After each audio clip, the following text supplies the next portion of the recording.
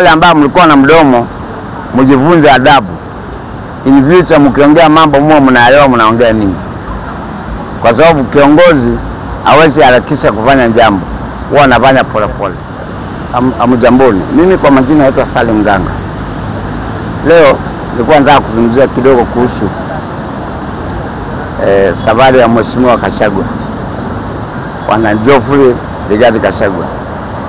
Jambo ambalo alifanya jana ya kutembea kwa polesha familia ya Jaramogi Oginga Odinga na kuzungumza kwenda kutembelea aliyekuwa kiongozi wa Kenya, shujaa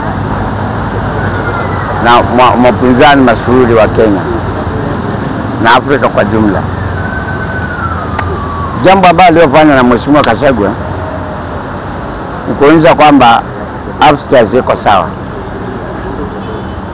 Sababu wakati watu walikuwa wanaongea ya kusindia kuongea, na wakati alianzia aliambia ukweli, akasema kwamba huyu mzee ni mgonjwa na hali yake si alipoa, huenda akatuacha. Watu wengi wamepiga kelele wakimlaumu na kumkashifu, kwa sababu Wakenya wengi wanapenda unafiki, ile kuongea tu ndio ufurahishe watu. Lakini alikuwa ameongea ukweli.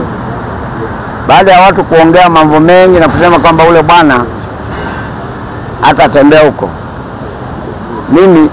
mimi personally niliwaambia kwamba huyu bwana ataenda, na ataenda wakati wake ukifika kama mzee, na hata kuwa na hiyo mambo mengi ambayo mnafikiria hata ifanye. Na kweli mwenda pole anjukwae, na akinjukwaa aanguki, na akianguka hata umea. Kwa hivyo hiyo ni kuonyesha kwamba ule bwana alikuwa anajielewa anafanya nini. Dipozo unaona alienda jana, wale walikuwa na kelele mingi wakabaki alikuwa amendua, waelewi waseme nini, waelewi wafanye nini. Na wale walikuwa wanapiga kelele na matusi mingi kama gavana wa Homa Bay, amebaki akiwa mdomo wazi. Hiyo ni kuonyesha kwamba bado hajaelewa siasa ni nini. Jambo la kwanza nimesema kwamba nimeshukuru kwa jambo ambalo uliofanya. Hiyo ni kuonyesha kwamba wewe ni kiongozi na unaongoza watu. Kulingana bila alifika pale, kila mtu wote alielewa kwamba huyu ndio kiongozi wa mlima. Na watu wa mlima huwa waendi kwa haraka. Wale ambao mlikuwa na haraka, hiyo ni utoto. Na mlifanya kazi yenu na mkamaliza. But wazee wanaenda pole pole kwa sababu wanajua kuna mahali ambayo tunahama.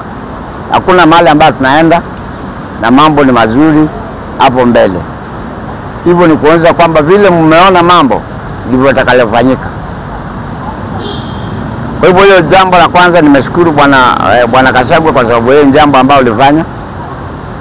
Ya pili, wale ambao mlikuwa na mdomo mjifunze adabu. In future mkiongea mambo muwe mnaelewa mnaongea nini. Kwa sababu kiongozi hawezi harakisha kufanya jambo, huwa anafanya pole pole. Neno la pili ambalo ningependa kuongelelea ni kuhusu ODM. Mheshimiwa Gladys Wanga, nataka kuambia leo kwamba wewe na marafiki ambayo mnashirikiana, hata Mburu mwenyewe nataka kuwaelezea muelewe kwamba ODM si chama ya kabila. ODM ni national party, ni chama ambayo kinahesabika chama kikubwa East and Central Africa cha upinzani.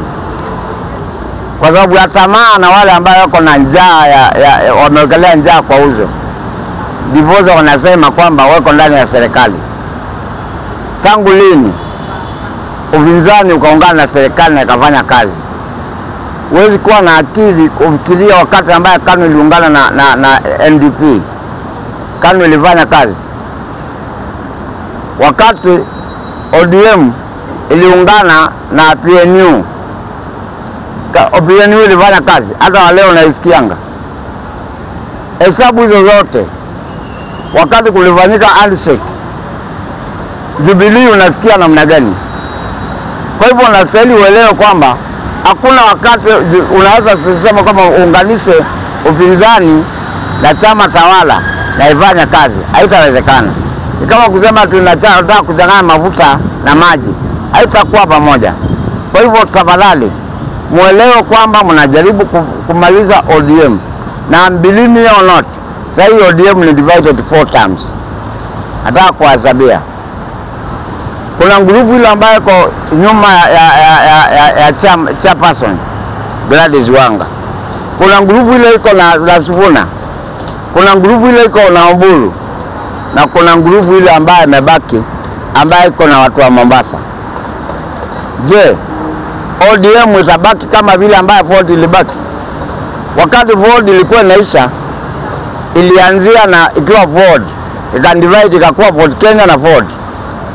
Ford Kenya na Ford Asili. Ikatoka hapo ikakuja Ford Kenya, Ford People na Ford Asili. Ikakuja mpaka Ford Kenya, Ford People, Ford Sabasaba na Ford Asili. ODM ni Ford ikaisha. Kwa hivyo nataka kuwapatia kama prophecy na ukubali ama ukatae, lakini tutajionea na macho yenu ya nyama kwamba ODM come 2027 itakuwa end of ODM. Take that to the other bank, you will cash it. Na mimi nawaambia bila uoga, kwa sababu hiyo tabia ambayo mnaye sasa inaonyesha kwamba mnamaliza ODM. Na si mambo mengine. Nataka kuchukulia ODM ni chama cha Wajaluo peke yake. Mnasahau kwamba kuna kabila zingine ambazo ziko ndani ya ODM. Nataka kuchukua hiyo kama ni family party. Ni kama ati chama za family ya Jaramogi. Hiyo ni vitu tofauti sana. Nataka kuwaelezea kwamba kama mhitaji ODM iishe, story ya kuchukulia hiyo kama ni tribal party, muachane naye ili tuweze kusonga mbele. La sivyo itakuwa end of ODM. Naamini siamini ikiwa kama hata bado Raila ya change, bado hajakatika kitu, na mnapigana mpaka kila mtu anaelewa kwamba kuna shida iko hapa ndani. Unasema wengine wanasema sisi tutapatia president asimame naye.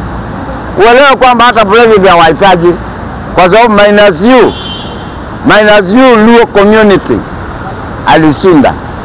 Kwa hivyo anahitaji hata Mount Kenya kuliko nyinyi watu wa hiyo Nyanza. Anahitaji, kwa sababu bila watu wa Nyanza aliingia State House bila watu wa Nyanza. Kwa hivyo watu wa Mount Kenya wakimwambia kweli tunaweza kutoa, wanaweza kubali, kwa sababu wao ndio alimweka. Lakini watu wa Nyanza mlimweka wapi? Kusema hilo kweli. Wacha kujijaribu kufanya mambo ambayo haiwezekani. Unajaribu kuchukua kikombe kama senge, na haiwezekani. Nataka kuambia ukweli kwamba ODM mnamaliza. Vile ambayo mmeshika barabara na hiyo barabara mnashika. Nataka kuwapatia mfano mzuri vile ambayo mnaimaliza. Kumbuka wakati Oburu Odinga alikuwa amekutana na delegates wanachama wa ODM huko Nyanza kwake, huko Mbondo. Bado kulikuwa na mkutano Orange House. Hebu niambie ODM ile ambayo alikuwa anakutana Nyanza na ile ilikuwa anakutana ile ilikuwa anakutana hapo headquarter, ni gani ambayo real? Hiyo ni njia moja ya kuonyesha kwamba you are divided. Na wakati ile ambao mko divided, hiyo ni njia moja ya kuonyesha kwamba mmeisha. Kwa hivyo tafadhali, kama una akili timamu, tafadhali story ya kudivide ODM waachane naye. La sivyo mwisho wa ODM itakuwa next year number 1 itakuwa kuna kitu kama ODM. Itakuwa mkikumbuka kwamba kulikuwa chama kilikuwa kinaitwa ODM. Kama vile ambao naona Saif Ford na vile ambao naona Kano, mambo inashanga hiyo. Kwa hivyo nawaonya tafadhali, kwa sababu ninawapenda, ndiposa nawaambia mapema ili muweze kuelewa. Hakuna haja ya kumaliza chama. Hakuna haja ya kumaliza chama na tamaa ya pesa. Kwa sababu unaangalia tunaona kwamba hiyo pesa ni mingi ile ambayo amewachwa na Raila katika hiyo chama. Haja yenu si chama iendelee. Haja yenu ni pesa na matusi kwa wingi. Ya mwisho ambaye nataka kuambia Mheshimiwa Gladys Wanga, tafadhali angalianga wakati ambao naongea. Mdomo yako unaitumia kwa njia isiyofaa. Na ukitumia kwa hiyo njia naona uendi mbali. Kwa nini ambaye anasema namna hiyo? Wewe sema kwamba on draw line, nimeweka red line kwa watu wa mlima. Wakati unasema namna hiyo, nao wakisema waweke red line, wakwambie kuanzia Nakuru msipite hapo, itakuwa namna gani? Jiulize hiyo maswali. Angalianga wewe ni mama, hata kama wewe ni mwanamke bwana, wewe ni mama. Unastahili kuwa na heshima ya kama mama. Wacha na kuwa ngavana, kwa sababu mambo ya ngavana unaonekana wewe mdomo yako hata si ya MCA. Kulingana na vile ambao unaitumia. Wewe sema kwamba tunataka control red line. Wanataka control red line kwa watu wa mlima. Wakati ule wanasema kwamba wana control red line kwa watu wa mlima. Nao wakisema control red line, watakwambia kuanzia Nakuru msikanyange hapo. Kumbuka vizuri 2007 wakati ambaye alikuwa na shida kama hii, ukawa na post election violence. Mkaleteana shida. Wakaweka red line hapo Naivasha. Kulienda aje? Kumbuka ndege. Watoto 11 na mke na hali kadhalika. Watu wake walikufa wangapi? Kwa sababu ya red line. Na hiyo ndio natamka, na wao nasema wao ni kiongozi, gavana mzima. Watu wa Homa Bay kusema hilo kweli. Wakati ambao mlikuwa mnasema mnachukua ni gavana, huyu ni gavana ina gani? Siko ubaya, lakini unaweza kumwangalia hivi na si ndio ni bure kabisa. Huyu ni bure kama subu ya malenge.